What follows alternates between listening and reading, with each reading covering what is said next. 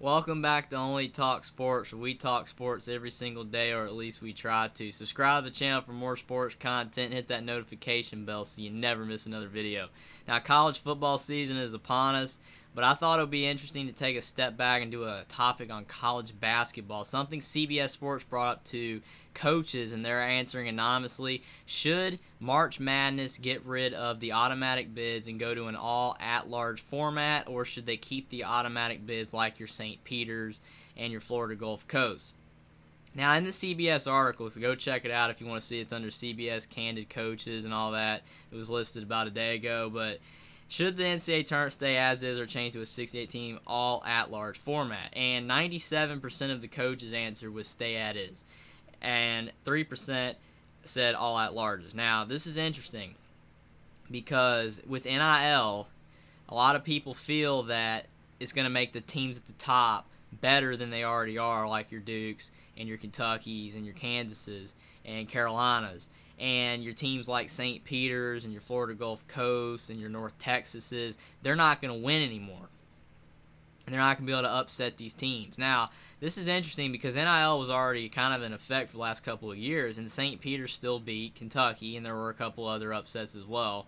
So I don't know for sure if that's necessarily the case. Richmond beat Iowa. Iowa has always struggled for some reason lately in the tournament. But should they get rid of the auto bids? Now, some quotes from this article. Again, go check that article out.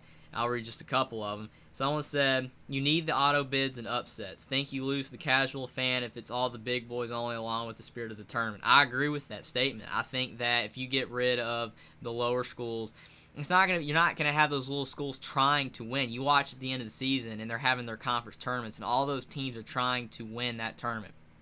If you win that tournament, you make the NCAA tournament, and they're in March Madness. You see their excitement. That's gone if you don't allow them in. And if it's all the big boys, yes, there are going to be a lot of people that will be turned off by that and will not want to probably watch March Madness anymore. I don't necessarily say it's going to lose all the fan interest, because at the end of the day, people just like entertainment and they just want to see good basketball games. And if people feel that the Cinderella is being gone and the auto bids are gone, then it's going to make the sport better. I just don't know if that's going to make the sport better. It might make it more competitive, but still the teams at the bottom, like last year, your at-large field at the bottom, and the 12 seed was Indiana and Wyoming, and I forgot the other two teams.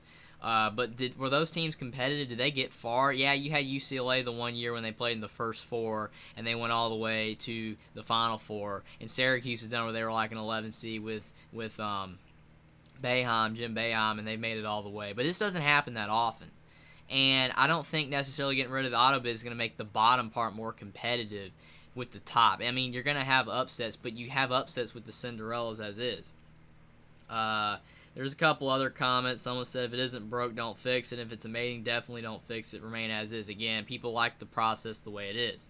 And there's a lot of other comments. And again, you guys can check that the article out.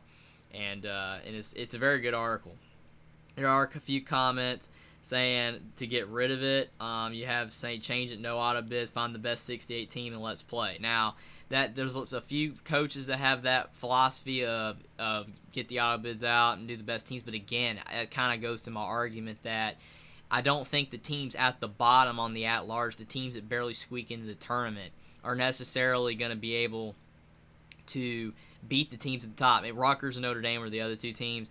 And again, none of them went far. None of them went super far. They're not better than the 1 seeds and the 2 seeds and the 3 seeds. It's not like they're going to be able to upset them all the time. So making it more competitive, I don't necessarily think it's going to be more competitive. A lot of these auto bid schools, they want to win and they play their hardest in the game because it's a chance of a lifetime to play in March Madness. So again, I don't know.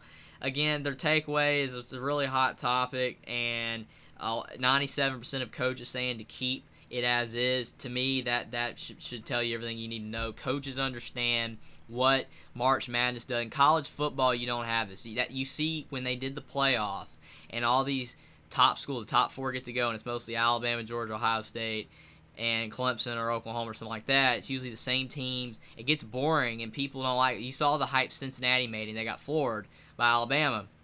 And Michigan made it too, and you saw the hype. People were just glad there were different teams. March Madness is a beautiful thing because every team gets a chance to make the tournament. You do not have that in college football. You have the bowls, but now the players don't feel like they should play in the bowls and they should opt out, which kind of stinks because you want to see these players play in these big bowl games. The little schools still get to make it, smaller bowls, and they want to play hard and win, but again, I think that is the magic of college basketball. Having March Madness, every team gets a chance to make the tournament, and every team gets a chance. Even though the teams at the end of the day, the better teams, the top seeds, are going to win the tournament, you still have your St. Peter's going to the Elite Eights and your Florida Gulf Coast of way back when they did it, going to the Sweet 16 and beyond. And you need that, and obviously Loyola Chicago into the Final Four. You need that in the sport, and I don't think getting rid of the auto bids is going to make March Madness better. I think it would make March Madness worse. So hopefully they keep it as is. The coaches definitely seem to think so. Subscribe to the channel for more sports content. Like this video down below. Comment down below what you think about this topic and whether they should go to keep the auto bids or go to at large. And I will see you next time.